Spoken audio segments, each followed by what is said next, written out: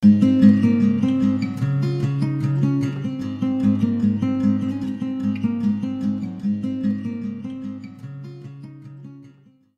Erin Lawler Patterson, the Goodness Chick. I'm an addictions counselor, motivational speaker, author, and parent coach. Join me on the journey of navigating the joys and pitfalls of life, addressing parenting, giving back, mental health, addiction, and relationships. If it takes a village, then join me as one of those villagers. Villagers wanted. So it's kind of like summer is at our doorstep, and I'm not sure about you if you're a summer person or not, but I have my stoke on, my flip-flops on, and I'm very grateful for the change in the weather, warmth, sun. I know for me personally, it kind of felt like a really long, drawn out winter. And with the end of the school year kind of approaching, we're now kind of, I know with the district I'm in, kind of in countdown mode. Don't have a whole lot of time left until we have about 11 weeks off in the school year. And with that, it's holy smokes, that is awesome. As parents, we could think, oh my gosh, dude, it's 11 weeks. What am I going to be doing with my kids? And whether summer is officially here for you with your kids or not, I don't think it's too late to have dialogue in terms of how do we fill our time. I think summer is a very pivotal time for a lot of our kids, sometimes in good ways and other times in not so good ways. And this is where kind of having a battle plan in how do I tackle summer with my kids. I think it's important for them to have some downtime to kind of chill, regroup, but an excessive amount of downtime never equates to anything positive. So I might take a little bit of a different spin with this today. And in terms of how we approach it, not just for our kids, but us, I think sometimes it's really easy to get caught up in different seasons in life and kind of we just got to get through this, we're going to rock and roll, but allowing it to be more of an experience than something that we want to fast forward through. I believe that summer, where again, I'm kind of like ballparking the 11 weeks here, can be a great opportunity to strengthen your relationship with your kids. It can be an awesome opportunity to kind of regroup a little bit, bring some zest and color to life. And if you're in a state where you kind of feel like you have the pause button on and things are just, you need a breath of fresh air, a kick to your step, I believe it can be done during these few months, of your year. I really do. And one of the strongest ways that I feel like that we can bring a little bit of zest and goodness to our lives and to our relationships can be achieved through a bucket list. And we hear that term a lot, but what does it really mean? And I feel like individually and as a family unit, oh my gosh, you can do so many crazy cool things. So it's okay for the next 11 weeks. It's having people write down, sitting around a table or sitting on a couch or wherever the heck you are. And what do you hope to get out of summer? What is one or two or three things that you would like to do, that you would like to experience, and keeping it where it's realistic on both a time frame note as well as a financial note, and saying, to everybody, what's something you'd like to do?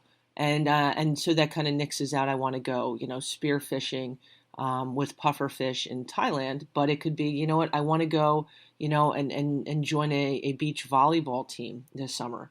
I want us, I'd love to see a really sweet fireworks thing, in the next state over, or, doing a picnic every Friday and at a different park. I get creative, and it's got to be according to what your interests are, both individually and as a family. It's making it realistic. And what this does, it not only generates conversation, but it allows us to see what are everybody's interests. Everybody's different. I believe it has the ability to kind of make us get excited about life. I think sometimes it's really easy for time to kind of just happen. And it's kind of like, I'll use where if you've cupped your hands together and you have sand, you're brimming with sand in between your hands, right? And you've got a real firm grasp on it. And it's kind of like if you hold on to it, you have the opportunity to just kind of see what's in your hand. All right. On the other end of it, it's when you don't have a tight hold, without even realizing it, those granules, that million granules of sand, very quickly, but very subtly slip literally through our fingertips. And I really kind of look at that like different seasons in our life. Like life goes so stinking quick. And there are opportunities that are sometimes waiting to be tapped into that are right in front of us that we miss out on because we're so fixated on either getting through that season or just doing life and just not really allowing ourselves to experience it. And where the bucket list comes in, it's allowing us to get excited about life. It's allowing our kids to realize it's not just 11 weeks that we're just going to hold our breath and we get through and you're home every day just kind of locked in your room on your phone doing the same thing every day. Nothing good comes of that form of repetition where our brains aren't stimulated, where we're not allowing color to be infused in life. And this does not have to require a whole lot of money. What it does require is time. What it does consist of is creativity. And you'd be surprised where you might initially, I don't want to use the word resistance, but whether it's, thinking that it's kind of strange or cheesy, but when we allow this to kind of become a dialogue, what are you interested in? What do you dig? What do you see between now, the middle of June till the end of August? What are a few things you'd like to do? And when we allow ourselves to kind of jump on the I'm stoked about life train, it's really cool what can kind of unfold. And maybe that's making a calendar of different things for the different people in your life of when these things are going to happen. We're going to grab pizza in 4 different, counties before the summer's, over, or we're going to try different ice cream, or we're going to go volunteer as a family here, or we're going to go, 2 of the kids are joining a beach volleyball team. What is on the list that gets you excited about life? Because I'll tell you, when we have too much downtime and we're allowed to just kind of frolic, I see this all the time with kids, whether that's the pivotal time between 8th grade and high school, or it's, sophomore to junior year where there's just too much downtime and there's just a lack and deprivation of positive stimulation where I'm just chilling with my friends and it's not really monitored and I'm just kind of chilling. So often it's this pivotal point for that's when I got substance involved. That's when I started, kind of just drinking a lot, or that's when I started, pursuing unhealthy relationships, or I just got sad and I was thinking too much. And when we are in a state of a lull to just not being engaged in a positive way, that's a mixture for something negative to occur. And in everything we do, there's domino effects. And so, we have plans. Our kids know what classes they're taking. We know what our schedule is for the week for when we're working. We need some format, some scheduling, some structure when it comes to our kids' summer, because so often summer is this point for our kids just getting dull, right? And as human beings, man, we're not meant to get dull. We're meant to get stoked about where we're at. And obviously that can't happen 24/7, all right? But if we allow positive to override the negative, to override the dull, it has an opportunity to enhance our kids' self-esteem, to strengthen our relationships with them, and that is super awesome.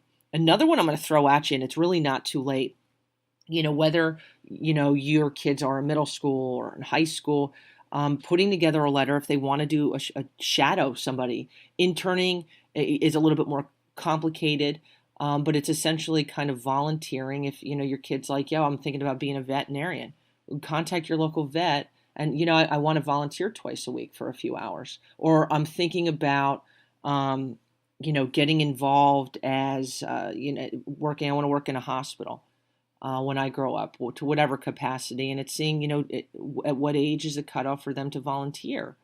And when our kids are engaged and realizing, not only am I keeping busy, but things that I'm potentially interested in and getting kind of validated, well, dude, you did a great job. And they're engaging with other people that are kind of like-minded in terms of wanting to help people. Shadowing is one of the coolest things. And I throw it out to kids all the time. And it's a lot of times they'll look at me like, wow, that they've never heard of it. That sounds great. That sounds awesome. I know I volunteered for, I'm going to say about a year, either, I guess it was like late my junior year of high school at a hospital when I was contemplating doing physical therapy, and I worked in the PT department. And when I tell you, dude, the responsibilities they gave me were kind of crazy train, but I was just thrown into an amazing mix of people, given responsibilities. It boosted my self-esteem. It gave me a vision. I realized at the end of it, even though I really enjoyed it, I didn't want to be a PT, but I experienced it. And I think the more experiences we give our kids, the better, which is kind of cool. On the other end of it, which can keep our kids busy, is networking through people and getting them different jobs. And whether that's babysitting, whether that's yard work, whether that's whatever the heck it is, when our kids are earning their own money, then it teaches them responsibility. It disciplines them. It teaches them time management, man. I will say this, being careful of, this isn't 15, 20 years ago where, I remember kind of just, I'm going to babysit for these people. I don't really know who they are, to, ripping off a number at your local grocery store for yard work or whatever. Be really careful of and knowing who your kids are working for. We are in a day and age that is different. We have issues with human trafficking big time, and that is one of the ways some human trafficking people are using to lure kids in. So making a phone call, where are they working? Knowing who these people are. I think having our guard up is a very, very good and positive thing. It can annoy our kids sometimes, but with them not really being aware to the degree of the risks that are out there, man, we got to know where our kids are going. We got to know where our kids are going. And on the flip side of that, it's also, having some limitations where, even though our kids don't maybe have to wake up at 6:30 in the morning for school, but still not letting them, talking with them that they don't need their cell phones at 1 o'clock in the morning. It affects their quality of sleep. It's when things pop up, whether it's text or pictures or whatever, that they shouldn't be engaging in. And sometimes when people aren't making the greatest decisions, kids are circulating, whether it's on their Snapchat stories or it's, through text. Have the discussion with them about appropriate pictures. It's having the discussion, when I tell you it's like up to like 50% by the time a kid graduates high school, that that kids are engaging in sending inappropriate pictures of themselves, and the pressure to send it is crazy train. Have that discussion with them. Have that discussion that, and don't ever think, my kid wouldn't do this. If you send a picture of somebody that you got from someone else, it could be deemed as being distribution of child pornography. And when I tell you that has the ability to change your kid's life, dude, for having, something on their record, the inappropriate pictures that go around are crazy train. And where our kids are under this disillusion that, if it was on Snapchat, it was on my Snapchat story, it's gone. And how often people are taking pictures of that picture and not necessarily screenshots, and then it's being distributed. And whether your kid is, strength is in academics, or their strength is athletics, or they're thinking anything but your baker candlestick maker, where these pictures can really come back to haunt them. And it's one of those, they're going to roll their eyes, of course I wouldn't do that. Kids are in situations that it's so easy to be impulsive. It's so easy to have your guard down and send one picture that can change the course of somebody's life. So that's kind of my cell phone chat with you. And the last one in terms of keeping our kids busy and the positives with summer would be getting them plugged into a camp with something they're interested in. We have kids that are interested in I want to be a police officer, state trooper, whatever the heck it is. There's law enforcement cadet programs too. I want to, I dig cooking. There's different courses that are, teaching kids how to make meals, engaging with other young people. A lot of times through local community colleges, they offer some really neat courses and workshops that are catered to kids, man, that don't require a whole lot of money.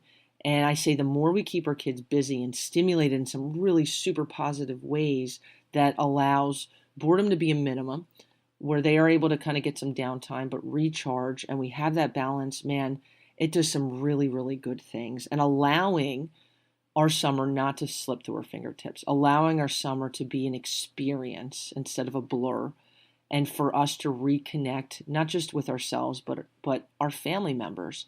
And I think when we utilize our time wisely, when we allow ourselves, give ourselves permission to get stoked about life, it's kind of a cool thing. It's kind of a cool thing. I'm thinking in 5 weeks, seriously, dude, my life is changing as we know it. We are hopping on a plane. We're literally going around the world. And I've got a few things on my bucket list that I'm stoked about. I'm super excited. And some of that doesn't require anything. One of those is, I want to go back and volunteer at the soup kitchen that I worked at in Jerusalem years ago. And I want to volunteer and spend the day with my mom, serving people. I'm so pumped to make that happen. How much does that cost me to do? Literally $0. So sometimes we get this mindset like, bucket list has to require money. It doesn't. Get creative, get stoked, and get some color infused into the next 11 weeks that are at your doorstep, man. They are here. And I'm super, I'm pumped about it. I hope you get stoked and taking advantage of the time we have. So I'm wishing you an awesome day, man. I'm hoping that if you haven't had the chance to jump on Goodness Chick's Facebook page and follow, man. Let's get excited about life. Let's bring some color and peace, love, and goodness to our lives, my friends. Wishing you a great one. If you enjoyed today's show, I encourage you to subscribe to Goodness Chicks podcast and pass it along to your friends. I hope you enjoyed today's episode and have a great day.